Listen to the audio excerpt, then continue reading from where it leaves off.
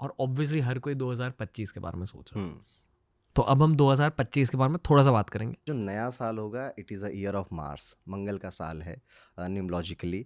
And साल में कुछ एक इंटरेस्टिंग चीज़ हो रही है कि 4 मेजर प्लैनेट अपनी राशि बदल रहे हैं, Jupiter, Saturn, Rahu and Ketu. तो ये 4 प्लैनेट, यूजुअली जो शनि होते हैं वो 2.5 साल तक राशि नहीं बदलते, इस साल वो भी बदल रहे हैं। राहु केतु 18-18 महीने तक नहीं बदलते, इस साल मई में वो भी बदल रहे हैं अपनी राशि। तो काफ़ी चेंजेस, जब बड़े ये इस तरह के प्लैनेट्स चेंज होते हैं ना, तो काफ़ी उथल पुथल होती है, देश में भी, दुनिया में भी, और खुद की लाइफ में भी। हिस्ट्री के स्टडी में कहते हैं कि patterns repeat themselves in human culture. Hmm जैसे जो चीज़ें 40-50 साल पहले हुई वो फिर से होती हैं। एस्ट्रोलॉजी में भी ये सच है। यस, आप देखना 9 नंबर का न्यूमलॉजी से कर लेते हैं, लोगों को इजी लगेगा। 9 नंबर का साल आया था 2016 में, हम्म, आप 2016 को ऐड करो, 9 आता है। अभी आ रहा है 2025 में। क्या हुआ 2016 में? आप देखेगा सडन इकोनॉमिकल चेंजेस देखे, डिमोनेटाइजेशन, ठीक है। ऐसे ही कुछ फाइनेंशियल टैक्स से रिलेटेड कुछ सडन पॉलिटिकल डिसीजन आप इस साल भी देख सकते हो। इवन अभी से शुरू हो जाएगा, दिसंबर, अब लास्ट डे में ही हम बैठे हैं, आप देखना गवर्नमेंट लेवल पे इस तरह के डिसीजंस होंगे। Mars is for war and battles, so आप देखने वाले लोग, कंट्रीज़, वॉर, बैटल्स, इसमें काफ़ी उलझती हुई नज़र आएंगी। कई जगहों पर आप कूप भी देखोगे, मिलिट्री कूप, क्योंकि Mars represent commanders, army, police, इन सब का भी आप राइज होते हुए देखोगे। Mars is also for fitness. So इस साल आप अभी बहुत लोगों ने मन में बनाया होगा कि they will actually do something for their health. So अभी ये ईयर का वाइब है फिटनेस का, हेल्थ का, तो ये ऐसे कराने वाला है।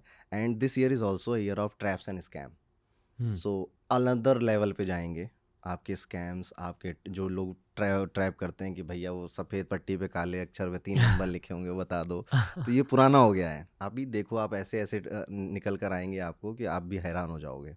Okay, so be very aware with your money, be very aware with your passwords. और जो 21 दिन में पैसा डबल वाली स्कीम है ना, उनसे भी बहुत अवेयर रहिए। पता नहीं चलेगा ना, क्योंकि नई चीज़ें हैं, नया है, बट इस साल ये सब होना पॉसिबल है।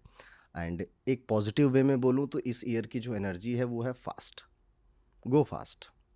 अगर आप लेथार्जिक हो गए, अगर आप लेज़ी हो गए, अगर आपने सोचा कि ठीक है हो जाएगा, कर लेंगे, तो आपके आसपास वाले बहुत आगे निकल जाएंगे और फिर आपको लगेगा यार लेट हो रहा है। इस ईयर में आप देखना, अभी लोग फील कर रहे होंगे जो देख रहे हैं कि दे आर इन अ हरी, कि जल्दी करना है, अब जल्दी करना है। ये इस ईयर की वाइब है, फास्ट चलना है, काम करना है, मेहनत करनी है, ठीक है। तो ये 2025 का ओवरऑल वाइब रहने वाला है। पर फर्क क्या है 2024 की मेहनत में और 2025 में? 2024 की मेहनत में था कि मुझे ना यहाँ से वहाँ जाना है, आई विल गो, मैं बहुत मेहनत से जाऊँगा, ठीक है, पर धीरे धीरे भी चलेगा मुझे। लगन। लगन, पैशन, ठीक है। पर यहाँ पे है कि हम अब वो अफोर्ड नहीं कर सकते, हम अगर स्लो हुए तो कोई और निकल जाएगा। तो यहाँ पे फास्ट वाला थीम है कि तेज़ी से करना है मुझे वही काम, और उसके लिए जो टूल्स चाहिए, जो रिसोर्सेज चाहिए, वो मुझे चाहिए, और मुझे स्पीड में आगे जाना है। ये 2025 का वाइब है।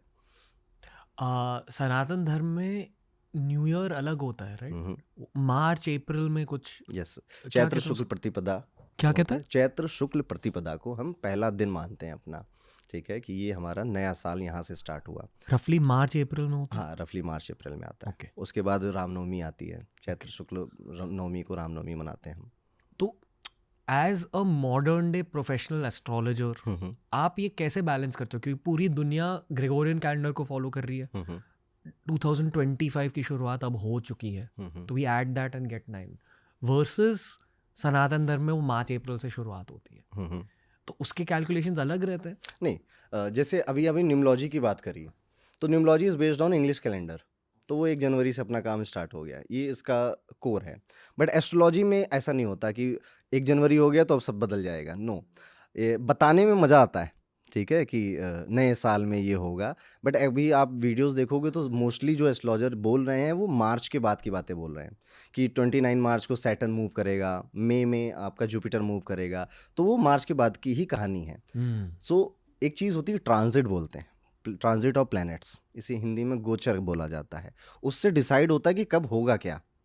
कुंडली प्रॉमिस बताती है कि रणवीर की ज़िंदगी में 100 प्रॉमिसेस हैं, पर इनमें से कौन से प्रॉमिस रणवीर को कब मिलेंगे, ट्रांजिट बताता है कि कब कब होगा ये सारी चीज़ें। तो हाँ, इसमें कुछ ऐसा कॉन्फ्लिक्ट नहीं आता है कि ये न्यूमलॉजी की बात कर रहे हैं तो हम इधर से बात करेंगे, ज्योतिष की बात कर रहे हैं तो हम ट्रांजिट की बात करेंगे। तो यहाँ जो भी आप कह रहे हो वो एक जनरली मिक्स्ड एडवाइस है, आप दोनों को मिला के कह रहे हो। यस, क्योंकि मेरा बिलीव है कि ये सारे सब्जेक्ट काम करते हैं। हम्म, अब किसी की स्पेशलिटी सिर्फ निम्नोलॉजी में, उस सब्जेक्ट का हार्डकोर वो निम्नोलॉजी है, वो काम करता है, ठीक है। इसी तरह से ज्योतिष काम करता है, वास्तु काम करता है, ये सारे सब्जेक्ट काम करते हैं। And by the God grace मुझे सब थोड़े थोड़े आते हैं, अभी मैं भी सब सीख रहा हूँ। I am student of astrology.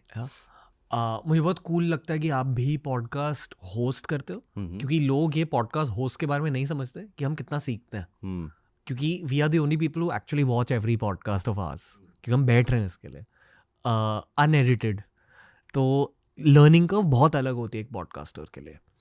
तो एज एन एस्ट्रोलॉजर आप जिन गेस्ट को बुला रहे हो वो कुछ ऐड कर रहे हैं विद्या वाइज आपके दिमाग में? यस, बहुत कुछ ऐड कर रहे हैं, पर मैं अपनी बात बोलने से पहले आपकी बात बोलूँगा कि अभी रणवीर जब पॉडकास्ट करने आते हैं तो he take around 30 to 40 minutes to just get in the vibe, okay. और उससे पहले पॉडकास्ट स्टार्ट नहीं होता। सो ये पहली बार नहीं, मैं 3 बार आया हूँ, तीनों बार मैंने ये देखा। सो मूड में आते हैं, उसके बाद एक मंत्र पढ़ते हैं, ठीक है, आई गेस वो माँ सरस्वती का है, ठीक है। एंड उसके बाद पॉडकास्ट स्टार्ट होता है, तो आपको जैसे वाइब दिखती है ना, डिविनिटी वो यहाँ से आ रही है।